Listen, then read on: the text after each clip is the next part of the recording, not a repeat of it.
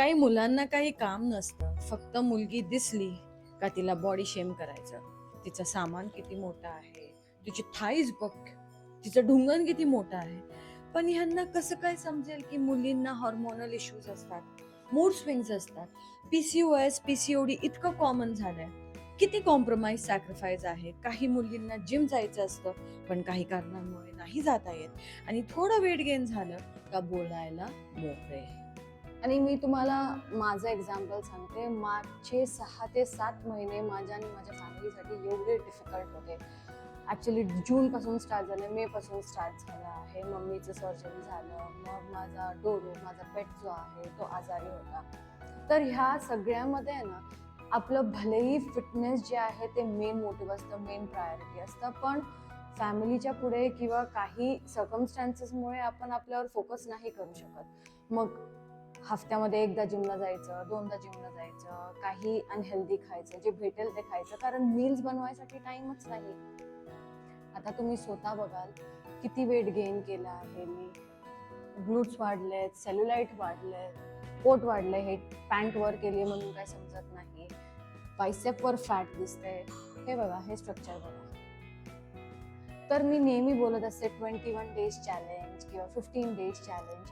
तर आजपासून मी चालू करत आहे 21 डेजचं फिटनेस चॅलेंज आणि मी एक सर्टन गोल माझ्या बॉडी वेटला रीच करणार आहे. त्यामुळे तुम्ही माझ्या जर्नीमध्ये जॉईन करा आणि तुम्हालाही जर तुमचा फिटनेस गोल, फिटनेस जर्नी जर कंटिन्यू करायचा असेल तर प्लीज माझ्यासोबत हे 21 डेजचं फिटनेस जर्नी किंवा चॅलेंज एक्सेप्ट करा. आणि एक गोष्ट लक्षात ठेवा, नथिंग इज इम्पॉसिबल. जर मी हे चॅलेंज 21 डेचं एक्सेप्ट केलं आहे म्हणजे मी मेंटली प्रिपेअर आहे की मला जे अचीव्ह करायचं आहे ते मी करणारच. Actually it's time to be unapologetic of what you are. पण ते अनअपॉलॉजेटिक जे आहे ना, ते जेव्हा दिसेल जेव्हा तुम्ही स्वतःला डिफाईन कराल, परत स्वतःचा एक कमबॅक परत कराल. आणि मी ते कमबॅक लवकर करणार आहे, तुम्ही बघत राहा. युजली फिमेलचं फॅट जे आहे ते लोअर बॉडीमध्ये अक्युम्युलेट होतं कम्पेअर्ड टू बायसेप्स आणि चेस्टमध्ये अक्युम्युलेट होतं. आणि माझंही सेम झालेलं आहे जेव्हा तुम्ही आउट ऑफ फिटनेस होता तेव्हा.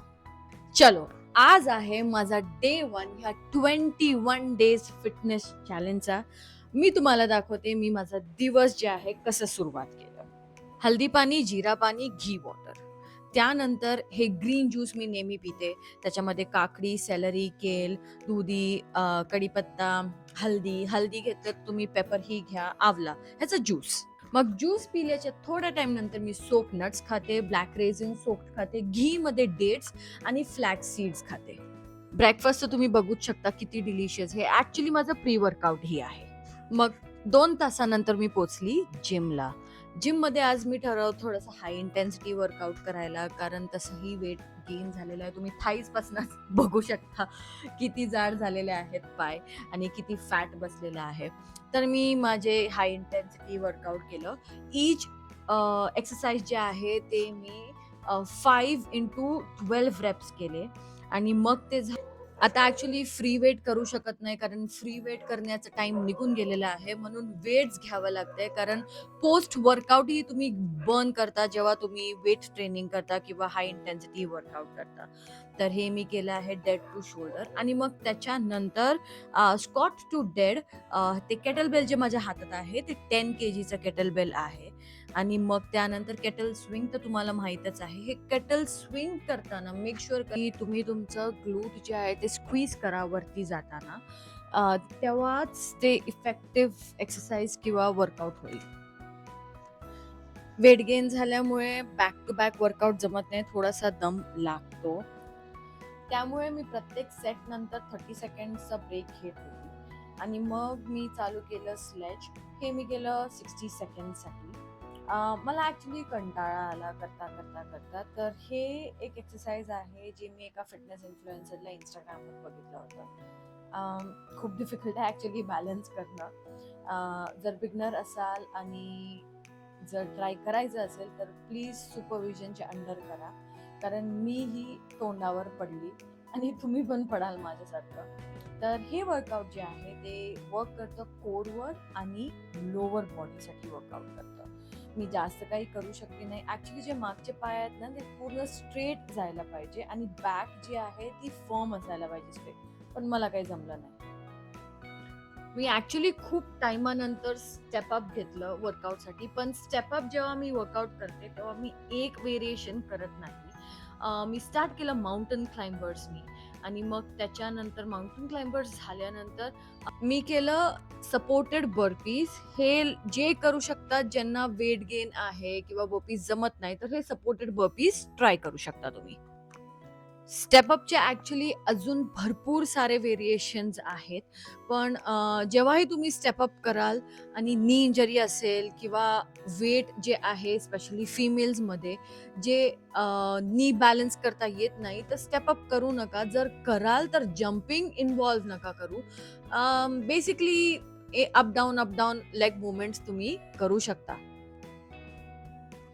आता मी केलं माझं सर्वात इरिटेटिंग वर्कआउट बर्पीज. लिटरली ह्याच्यामध्ये जीव निघून जातो पण हे केलंच पाहिजे कारण हे फुल बॉडीवर वर्क करतं. मग मी घेतलं डंबल आणि डंबल घेतल्यानंतर मी थोडेसे सुमो स्क्वॉट केले. लाईट वेट घेतलेलं मी, जास्त हेवी घेतलं नाही. सुमो स्क्वॉट जे आहे ते वर्क करतं आउटर थायला, आउटर हिपला. खूप बेस्ट एक्सरसाइज आहे. आज थोडं भारी वाटत आहे. खूप टाईमानंतर, खूप गॅप नंतर मी एक इफेक्टिव्ह वर्कआउट करू शकली. पण आता घरी जाऊन अजून एक टास्क आहे, मला मील करायचा आहे. पण त्याचं काही नाही कारण आज वर्कआउट ऑलरेडी झालंय. तर मी ऑलरेडी सेट आहे घरी जाऊन मील बनवण्यासाठी. आता मी तुम्हाला थोड्या वेळात दाखवते की मी काय काय खाल्लं.